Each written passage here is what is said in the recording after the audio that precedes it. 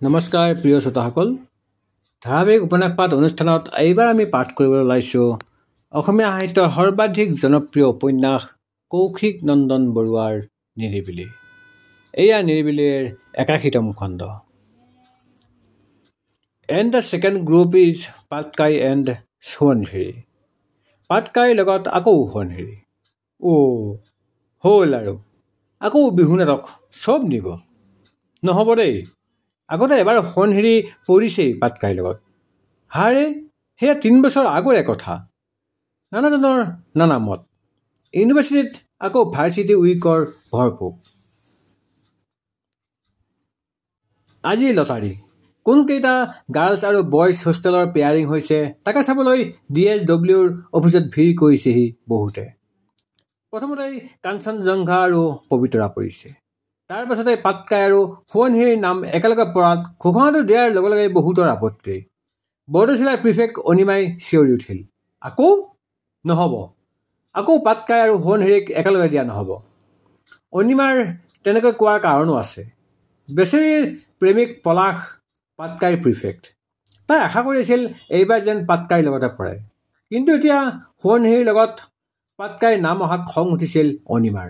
শেষত পলাশেও ক'লে, চবেই কৈছে যেতিয়া আকৌ এবাৰ কৈ দিয়াই ভাল। সোৱণশিৰিৰ প্ৰিফেক্ট আছিল নন্দিনী, সন্ধ্যাতকৈ সৰু তাই। এইবোৰৰ বিশেষ আওভাও বুজি নোপোৱা সন্ধ্যাও তাইৰ লগতে আহিছিল। সকলোৱে কিবা কিবি কৈ থকাৰ মাজতে নন্দিনীয়ে সন্ধ্যাক ক'লে, সন্ধ্যা বা কি কৰোঁ? একো নাই, আকৌ এবাৰ কৰিবলৈ দিয়া লটাৰী।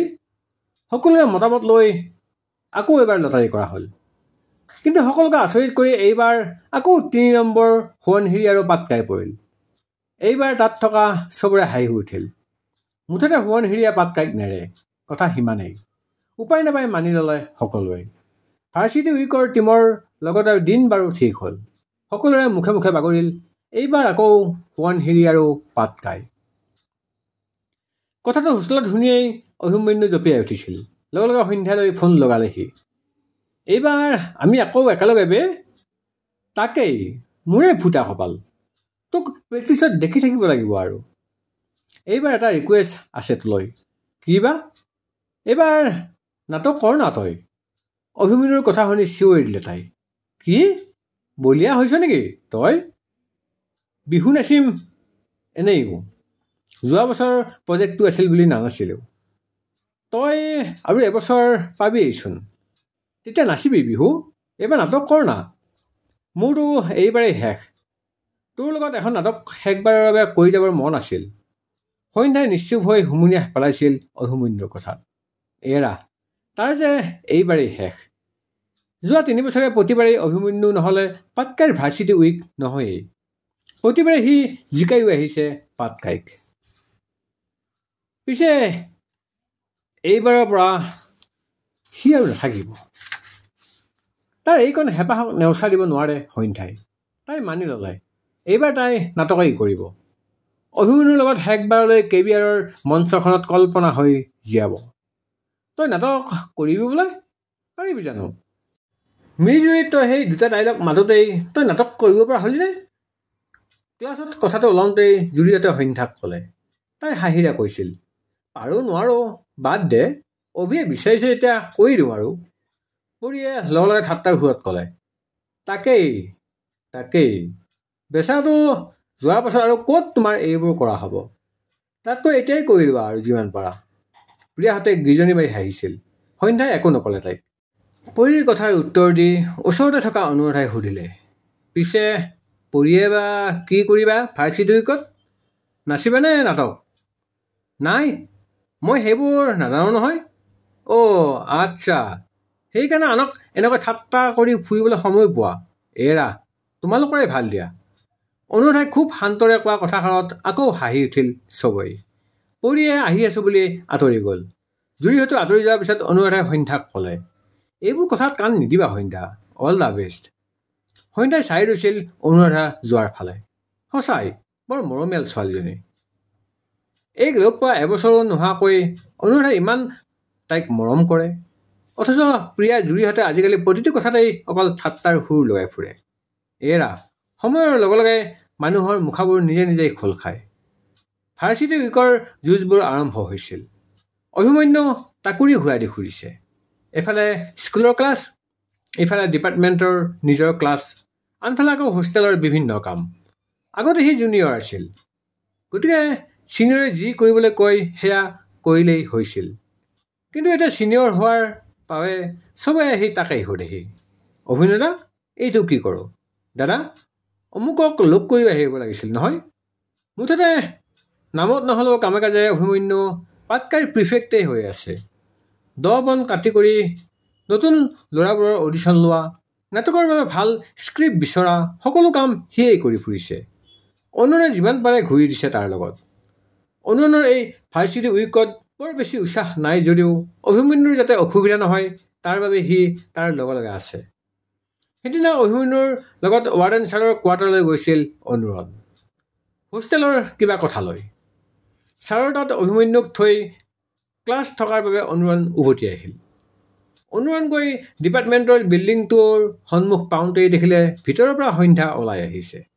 তাই ওচৰ পোৱাত অনুৰণে সুধিলে, ক্লাছ নকৰি ওলাই আহিলে যে? তোমাক কথা এটা ক'বলৈ আছিল। সন্ধ্যা অলপ চিৰিয়াছ। কি কথা ছোৱালী, একদম ক্লাছ এৰি আহি গৈছা? I think I should tell you those 3 magical words. সন্ধ্যাৰ কথাত অলপ নাৰ্ভাছ হ'ল অনুৰণ। 3 magical words? কেনেবাকৈ সন্ধ্যাই ভাবি থাকোঁতে আকৌ সন্ধ্যাই ক'লে, কি হ'ল ক'ব লাগিব নে নালাগে?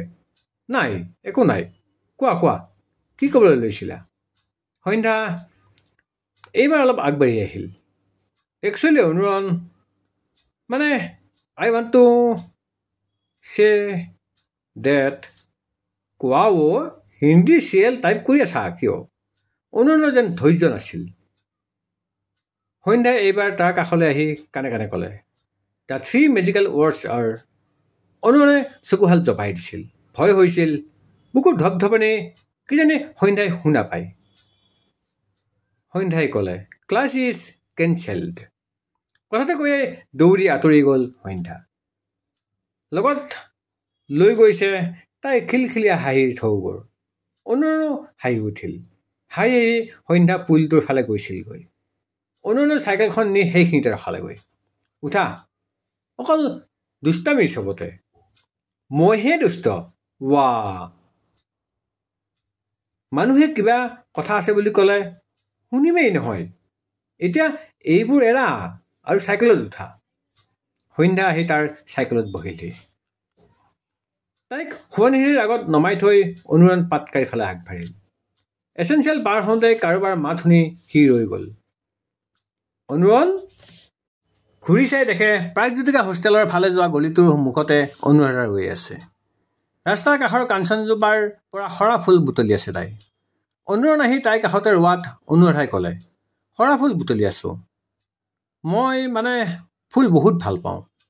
অনুৰণে অন্যমনস্ক হৈ সুধিলে, ক্লাছলৈ নগলাই নেকি? নাই, জুৰিয়ে মেমক ফোন কৰোঁতেই ক'লে ক্লাছ নলয় বুলি। ঠিক আছে যাওঁ দিয়া মই বুলি অনুৰণ যাবলৈ ওলাল। চাইকেলৰ পেডেল পাত মাৰিবলৈ লৈ অনুৰণে এবাৰ অনুৰাধাৰ ফালে চাই ক'লে, ঐ এই ফুলপাহত এইটো কিবা পোক পৰি আছেচোন। কি? কোনটো বুলি হাতত থকা গোটেইখিনি ফুল মাটিত পেলাই দিলি ভৰিৰে মোহাৰি পেলালে অনুৰাধাই। অনুৰণে হাঁহি হাঁহি তাইলৈ এবাৰ চাই চাইকেল আগবঢ়ালে পাটকাইৰ ফালে। লাজ আৰু অপমানত অনুৰাধা উভতি গৈছিল প্ৰাগজ্যোতিকালৈ। তই নাটক কৰিবি এইবাৰ? ময়ূৰৰ ৰুমৰ দুৱাৰখন খুলিয়েই কৈ উঠিল অভিমন্যুৱে। বিচনাতে পৰি কিতাপ পঢ়ি থকা ময়ূৰে একো বুজি নাপাই সুধিলে, মানে? অভিমন্যুৱে বিচনাত আৰামত বহি ল'লে। মানে আৰু কি? তই এইবাৰ ভাৰ্চিটি উইকত নাটকত পাৰ্ট ল'ব লাগিব। কাম নাই আৰু, নোৱাৰোঁ দেই মই এইবোৰ। ময়ূৰে কিতাপখন জপাই উঠি বহিল। অভিমন্যুৱে আকৌ সুধিলে, কি আকৌ নোৱাৰো? পাৰিবি, বঢ়িয়া স্ক্ৰিপ্ট এখন পাইছোঁ এইবাৰ।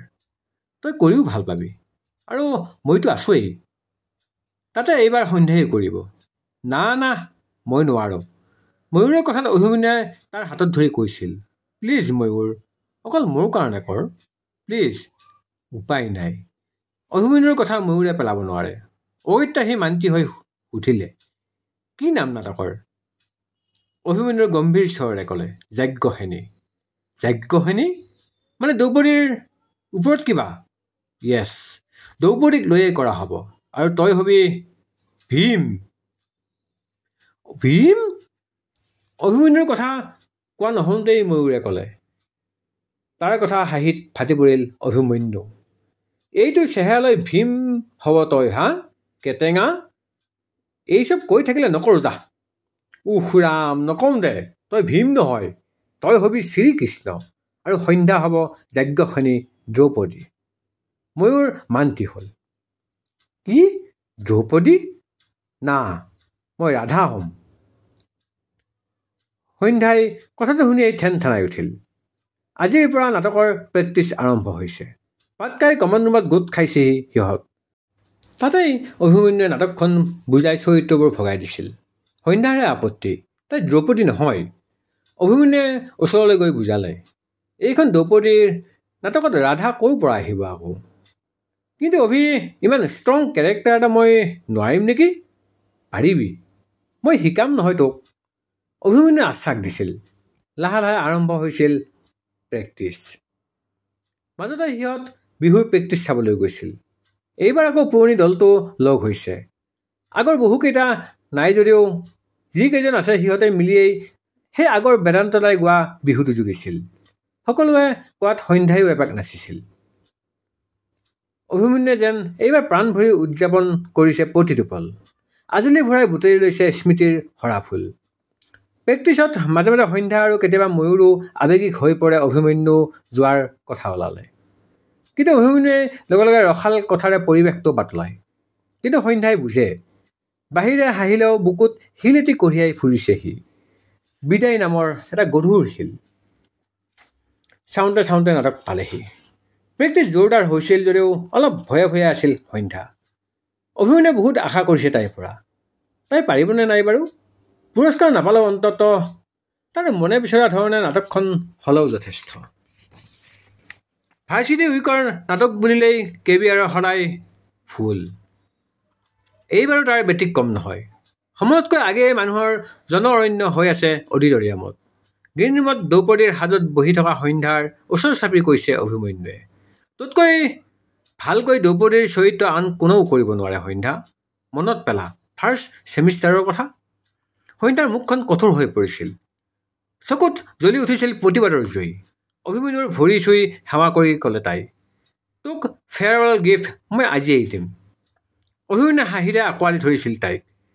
এয়া মঞ্চৰ পাটকাই ছাত্ৰীনিবাস আৰু সোৱণশিৰি ছাত্ৰীনিবাসৰ নিবেদন যাজ্ঞসেনী।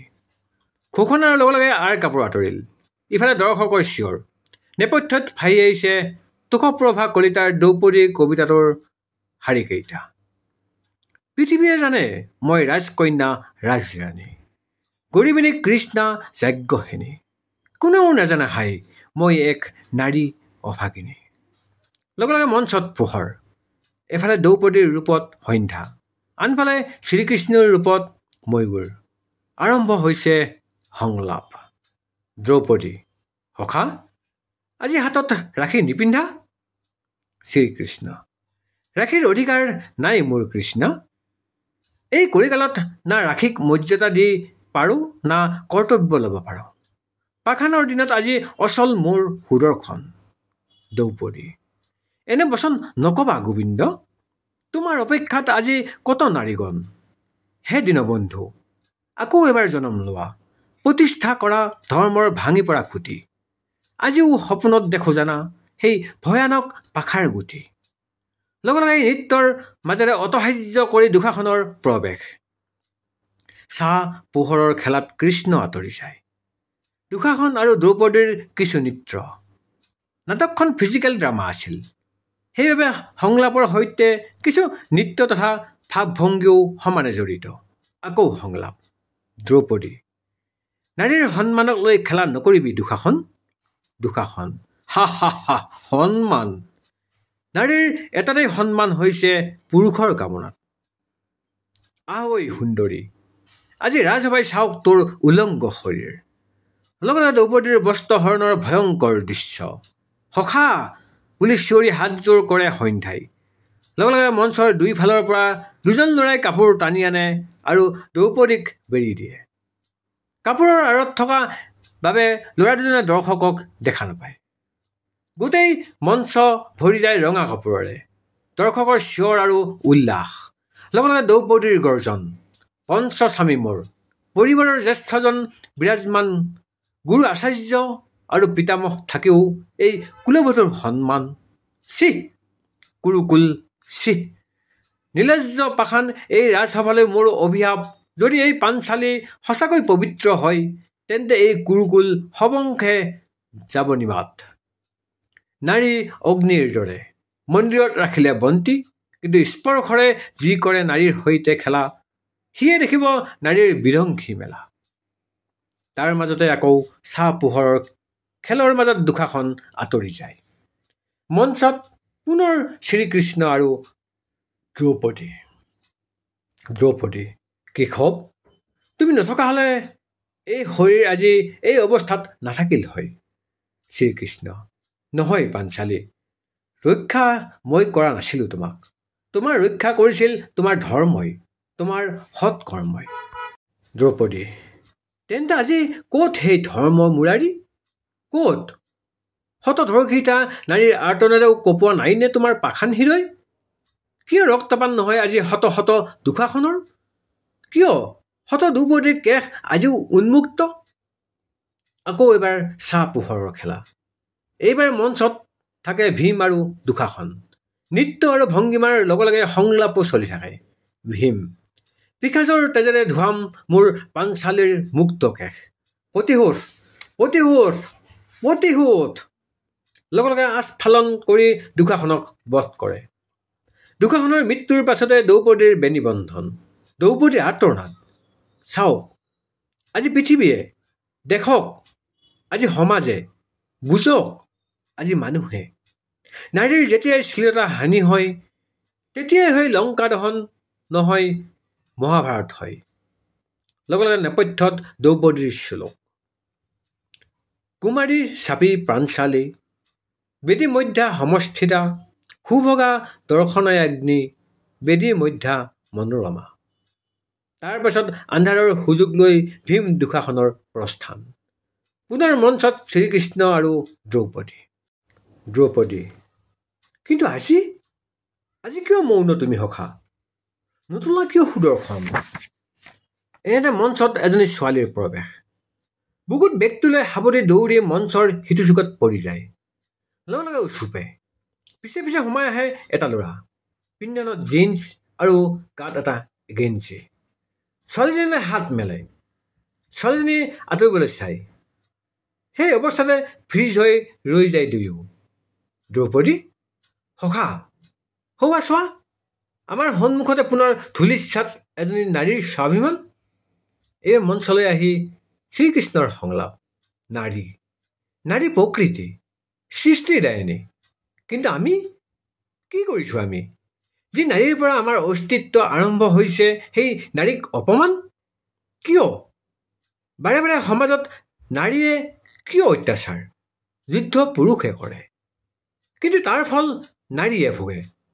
পুৰুষৰ মৃত্যুত দুখ সকলোৱে পায়, কিন্তু বিধৱা কেৱল নাৰীয়ে হয়। আজি নাৰীৰ সমাজক দেখুওৱা উচিত যে যি সৃষ্টি কৰিব পাৰে তেওঁ ধ্বংসও কৰিব জানে। লগে লগে ছোৱালীজনী থিয় হৈ উঠে আৰু ল'ৰাটোক গুৰিয়াই পেলাই দিয়ে। বেগৰ পৰা এখন ছুৰী উলিয়াই বহাই দিয়ে তাৰ বুকুত। এটা আস্ফালন কৰি পৰি যায় ল'ৰাটো। সকলো আকৌ ফ্ৰিজ। তাৰ মাজতে কৃষ্ণৰ সংলাপ। ইতিহাসৰ পাঠ ক'ত আকৌ ঘূৰিব? ৰাশিৰ সলনি অস্ত্ৰ লোৱা দ্ৰৌপদী, এতিয়া আৰু ক'ত শ্ৰীকৃষ্ণ আহিব? লগে লগে আৰ কাপোৰ পৰে। প্ৰতিজন দৰ্শকে থিয় হৈ হাত চাপৰি আৰু চিঞৰে কঁপাই দিছে অডিটৰিয়াম। যেন গা শিয়ৰি গৈছে সকলোৰে। সকলোৱে প্ৰতিযোগিতা শেষ হোৱালৈকে অনুমান কৰিছিলেই ৰিজাল্ট কি হ'ব। চবৰেই ধুনীয়া হৈছে, কিন্তু পাটকাই আৰু সোৱণশিৰিয়ে মঞ্চত যি জুই লগালে সেয়া যেন অদ্বিতীয়। সকলোৱে অনুমান কৰাটোৱেই হ'ল। একাংকিকা নাট প্ৰতিযোগিতাত প্ৰথম স্থান লাভ কৰিছে পাটকাই সোৱণশিৰিৰ নাটক যজ্ঞসেনীয়ে। আমাৰ আগত কোনো নাই, পাটকাই পাটকাই। চিঞৰত গগন ফালিছিল পাটকাৰী ল'ৰাবোৰে। অভিমন্যুৰ কোচত তুলি লৈছে ৰক্তিমে। তেনেতে মঞ্চত আকৌ ঘোষণা, শ্ৰেষ্ঠ অভিনেত্ৰী দ্ৰৌপদী অৰ্থাৎ সন্ধ্যা ৰাগিনী বৰুৱা। লগতে গোটেই সোৱণশিৰি ছোৱালীজাকৰ চিঞৰ। সন্ধ্যা নিজেও আচৰিত। নাটকখনে পুৰস্কাৰ পাব বুলি তাই অনুমান কৰিছিল, কিন্তু তাই শ্ৰেষ্ঠ অভিনেত্ৰী হ'ব কেতিয়াও ভবা নাছিল। হোষ্টেলৰ ল'ৰা ছোৱালীবোৰে সমদল উলিয়াইছিল। নাচি বাগি গোটেইকেইটাৰ তত নাই। সন্ধ্যাক সাৱটি উচপি উঠিছিল অভিমন্যুৱে। সঁচাই এইটো বেষ্ট গিফ্ট মোৰ কাৰণে সন্ধ্যা। এটা সুন্দৰ মনোৰম সন্ধিয়াৰে কাঞ্চননগৰত শেষ হ'ল অভিমন্যুৰ অন্তিমখন নাটক। প্ৰাগজ্যোতিকাত আজি গ্ৰেণ্ড ফিষ্ট। পেয়াৰিং হোৱা হোষ্টেলৰ মানুহবোৰৰ লগতে মেচ মেনেজাৰৰ চিনাকিবোৰকো মাতিছে। এইবাৰ মেচ মেনেজাৰ অনুৰাধা আৰু জুৰি। গতিকে সিহঁত গোটেই ক্লাছটোৱে উঠি আহিছে বুলি ক'লেও ভুল কোৱা নহ'ব। সোৱণশিৰিৰ প্ৰিয়া সন্ধ্যাহঁতৰ পৰা আৰম্ভ কৰি পাটকাৰী অভিমন্যু অনুৰালৈকে কোনো বাদ পৰা নাই। জুৰি আৰু অনুৰাধাই চিনাকি সকলোকে মাতিছে। সন্ধ্যা ৰুমতে বিচনাত পৰি আছিল দেৰিলৈকে। কেইদিনমান আগতে ভাৰ্চিটি উইক শেষ হৈছেহে। দিনে ৰাতিয়ে প্ৰেক্টিছত গা বেয়া হৈছে তাইৰ। তাতে মাজে মাজে বিহু চাই দিব লাগে। প্ৰিয়াহঁত বহু আগতেই প্ৰাগজ্যোতিকা পালেগৈ। সন্ধ্যাক যাওঁতে আহি থাকিবলৈ কৈ গ'ল প্ৰিয়াই। সন্ধ্যাই একো নক'লে। এনেও আজিকালি তাইৰ অভ্যাস হোৱাৰ দৰেই হ'ল। সেইবাবে বিচনাৰ পৰা উঠি হাত মুখ ধুই কাপোৰযোৰ সলাই ল'লে। তাইৰ প্ৰিয় ৰঙা ৰঙৰ কুৰ্তিটো পিন্ধিছে। পিন্ধাৰ আন এটা কাৰণো আছে। এই ৰঙা ৰংটো অনুৰণৰ খুব প্ৰিয়, সেইবাবে তাইৰো ভাল লাগে। সন্ধ্যা ওলাই আহোঁতেই এচেঞ্চিয়েলৰ সন্মুখত অভিমন্যুহঁতক পালে। অকলে আহি থকা সন্ধ্যাক দেখি অভিমন্যুৱে সুধিলে, অকলে যে? প্ৰিয়াহঁত বেছি সোনকালে গ'ল। মোক জোৰ কৰি আছিল, মইহে নাযাওঁ বুলি ক'লোঁ। কথাটো কৈ অভিমন্যুহঁতৰ লগতে প্ৰাগজ্যোতিকাৰ ফালে খোজ ল'লে সন্ধ্যাই। তাই যে ফাঁকি দিছে অভিমন্যুৱেও ধৰা পেলাইছে যদিও একো নক'লে সি। লাহে লাহে তাৰ সংশয়টো বাঢ়ি আহিছে। সি যোৱাৰ পাছত সন্ধ্যাৰ এই মৰম লগা হাঁহিটো নোহোৱা হৈ নাযায়তো। খুব ধুনীয়াকৈ সজাইছে প্ৰাগজ্যোতিকা। নীলা নীলা ৰঙৰ সেউৰু লাইটবোৰে বেৰি ধৰিছে হোষ্টেলটো।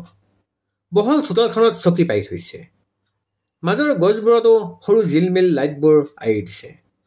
মাজে মাজে এটা পাত্ৰত পানী দি গোলাপৰ পাহিৰে ভৰ্তি কৰি তাত মম জ্বলাই ৰাখিছে। কিছুমান গছৰ পাতত ৰিবনবোৰ লগাই দিছে। গোটেই পৰিৱেশটো সঁচাই বৰ মনোমোহা হৈছে।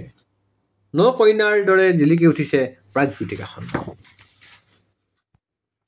সন্ধ্যাহঁত সোমাওঁতেই অনুৰাধা আগবাঢ়ি আহিল। সন্ধ্যাক আঁকোৱালি ধৰিলে তাই। মই অথনিৰ পৰা সুধি আছিলোঁ সন্ধ্যা ক'লৈ গ'ল বুলি। কংগ্ৰেচুলেশ্যনছ সন্ধ্যা, আমাৰ best actress. Thank you so' much Anuradha, সন্ধ্যাই হাঁহি মুখেৰে কৈছিল। সিহঁত গৈ চকীত বহিল। মানুহৰ ভিৰ লাগিয়েই আছে। অনুৰাধাই চৰবত আনি দিলে সিহঁত সকলোকে। মাজতে জুৰিয়ে এবাৰ মাত লগালেহি। অনুৰাধাই অনুৰণৰ কাষ চাপি ক'লে, ইহঁত জুৰিহঁতে খালেই, মই আকৌ তোমালোকলৈ ৰৈ আছিলোঁ। অনুৰণে একো মতা নাছিল মুখেৰে।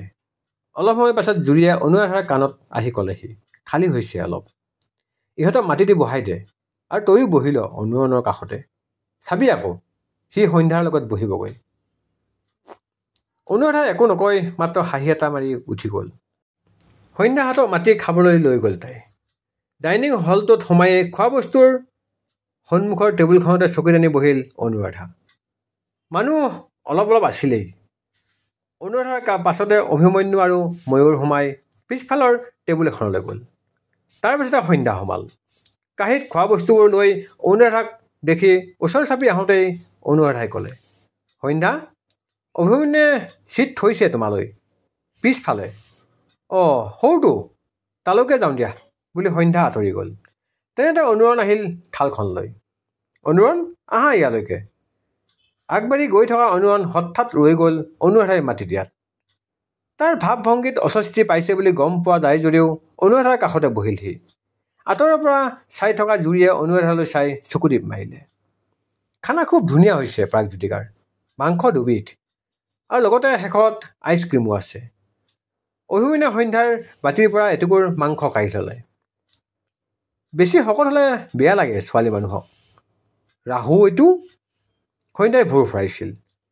সিহঁতৰ সোনকালে খোৱা হোৱাত ওলাই আহি ডাইনিং ৰুমটোৰ কাষতে ৰৈ আছিল অনুৰণহঁত অহালৈ। কেনেকুৱা পাইছে অনুৰণ? খোৱাৰ মাজতে অনুৰাধাই সুধিলে। ভালেই বুলি কৈ খোৱাত লাগিল সি। এবাৰ মাজতে জুৰি আহিল। ৱাহ, একেলগে বহিছে, বেলেগ আৰু। অনুৰণ, কিবা লাগিব নেকি?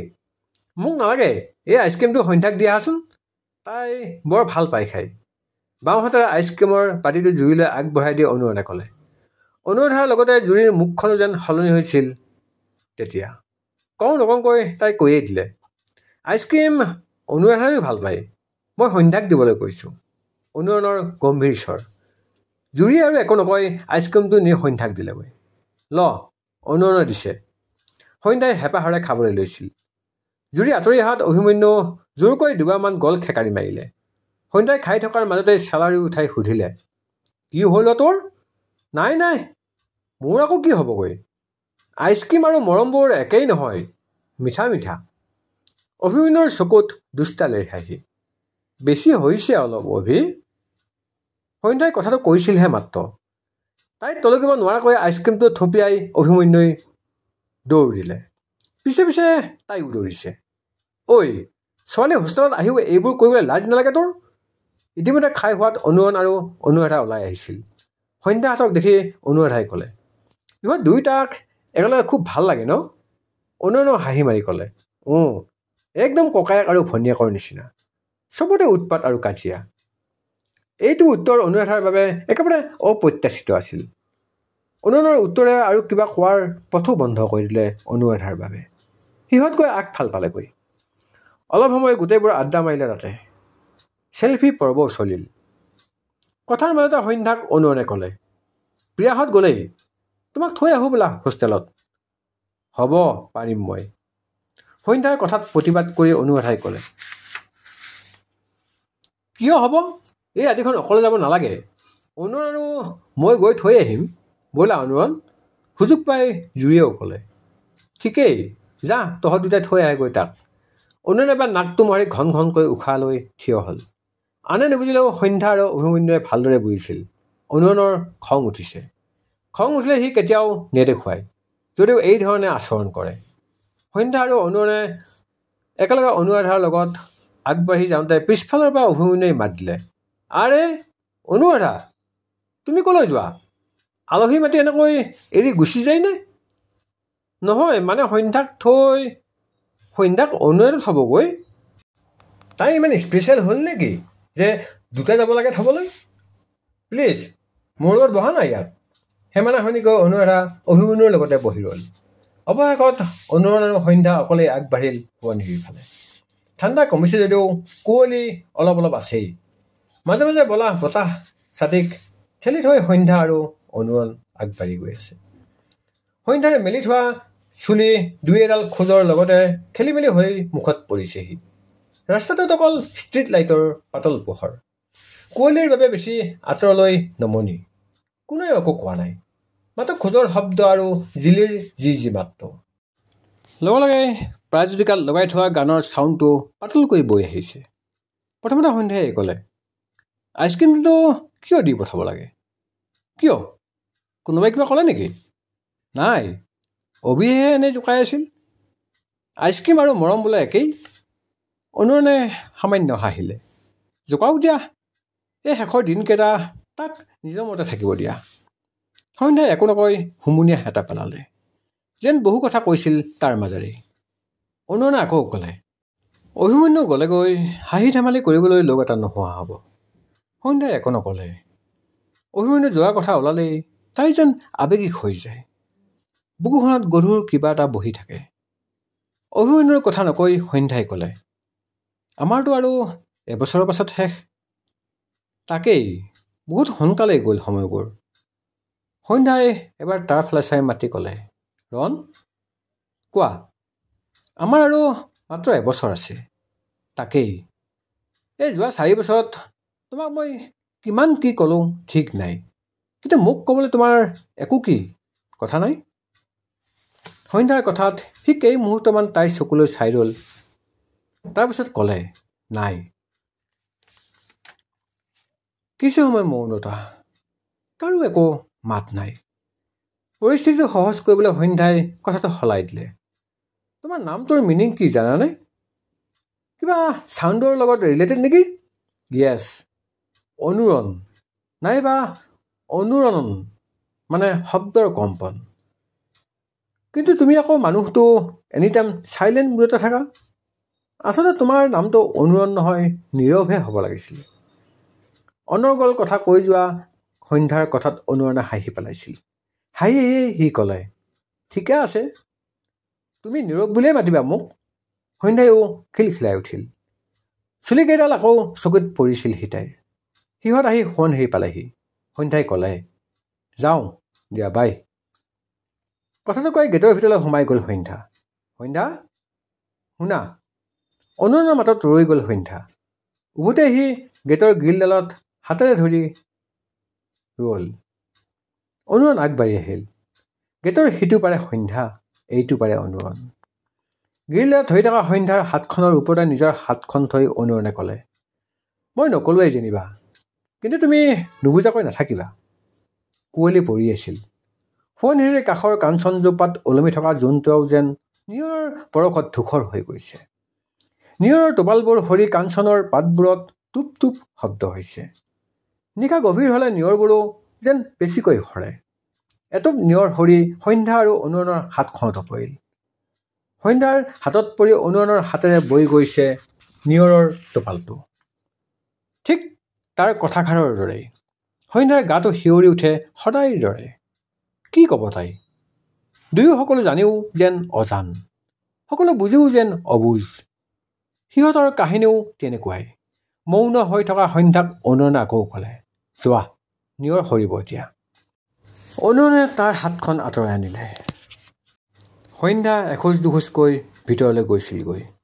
কাঞ্চনজোপাৰ তলতে ৰৈ অনুৰণে চাই ৰ'ল তাই চকুত আৰ নোহোৱালৈকে। আকাশত হাঁহিছিল জোনটোৱে। কাঞ্চনৰ পাতত আকৌ সেই সৰা নিয়ৰৰ শব্দটো, টুপ টুপ। প্ৰাগজ্যোতিকাৰ পৰা ভাহি আহিছিল দীপলীনা ডেকাৰ জনপ্ৰিয় গীতৰ কলিটো।